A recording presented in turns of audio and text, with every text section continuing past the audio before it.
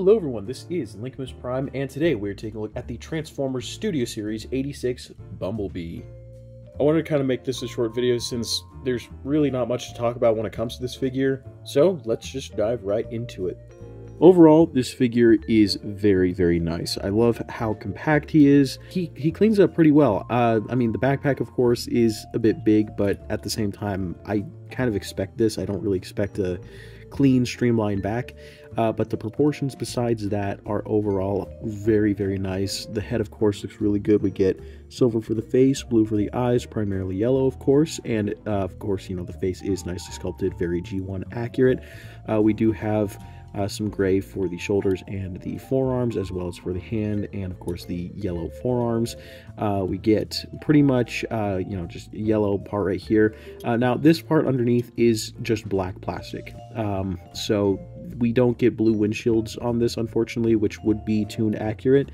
And I do think the reasoning for that was a little bit on the stupid side, because apparently they were intending to make this you know, black plastic, which is insane to me, because the 5-pack Legacy Sunstreaker exists, so I don't see why this was an issue. But yeah, so that was a choice that they made, and then they painted over with yellow, which doesn't match too well. So there's that, but yeah, and then of course we get the yellow crotch, and then of course yellow for the legs. I do find it interesting though that the yellows on the forearms is a different yellow than what's on the rest of the figure. It's like a flat yellow and a glossy yellow, so that is interesting. You can also kind of see it, you know, all throughout all of this over here. So yeah, definitely an interesting choice on their end. We do of course get the Autobot logo, and you know, more gray for the legs, silver for the headlights. These bumper bits are painted in gray.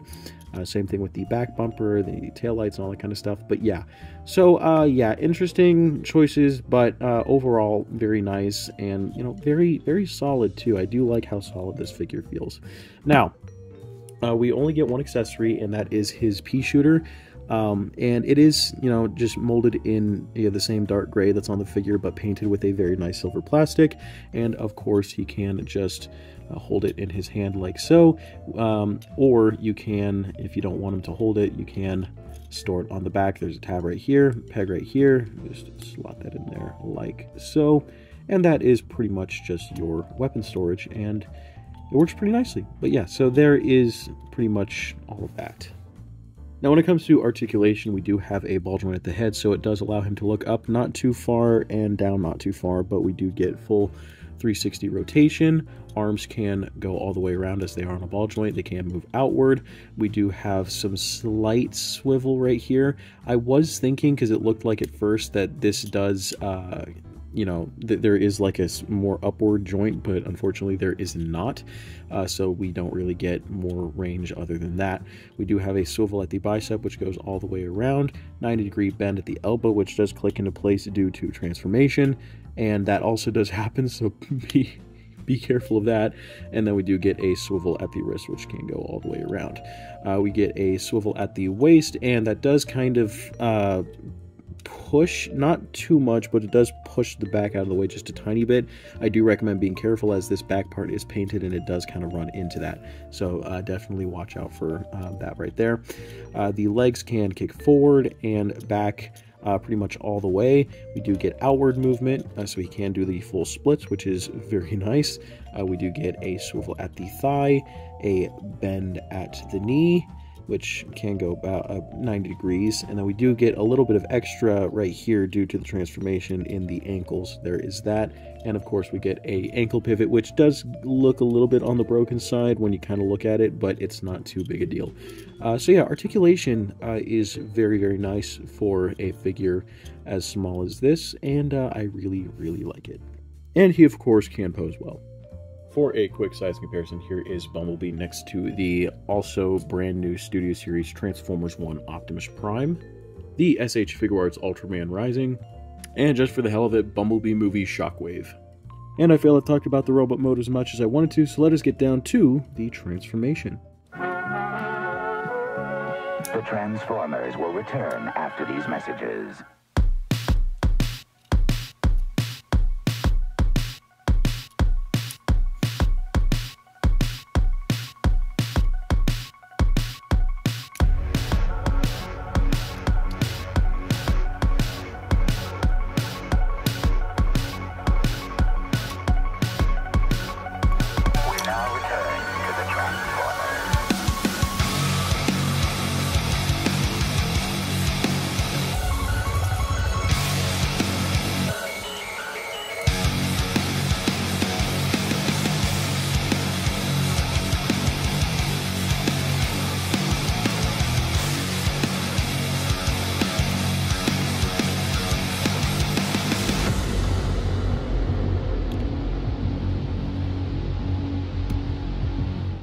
And here we have the vehicle mode, and I gotta say, it's very nice and compact. I do love the way it looks, however, I do have issues with it.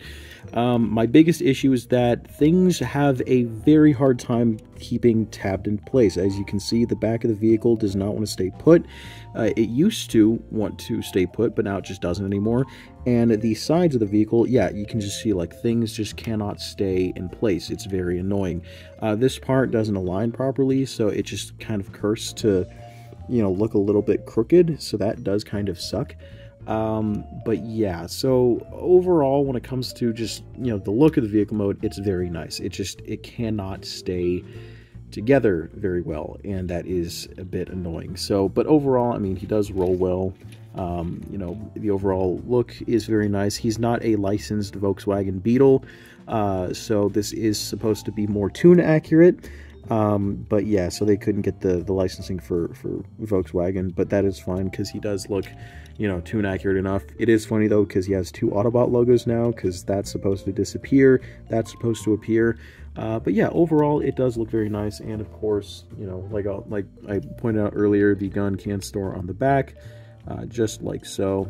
And so, yeah, but that is pretty much it when it comes to the vehicle mode. It does look very nice, you know, and yeah, I really do like the way it looks. I just wish things tabbed in a lot better.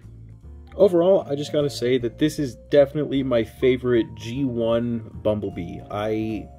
I love the Netflix one. That one, it was great for the time, but the parts forming aspect was a bit annoying. This, just based on the fact that this does not parts form, I love it. I love it. I love that it's just one, like, you know, one figure. He's nice and compact. He's cartoon accurate.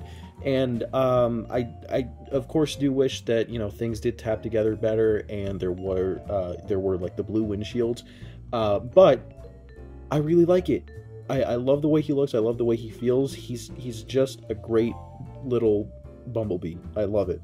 But yeah, so anyways, that's really about it. You can find this figure at Target, or I don't know if you can find it at Walmart yet, but he's definitely at Target. I didn't get mine at Target. I actually got mine at Retro Exchange in Phoenix, Arizona. So if you guys are in that area, I highly suggest checking them out if you don't know about them already. But yeah, I did get them. I did get him there. They had a bunch. I don't know if they still have any, but just go and check, I guess. But yeah.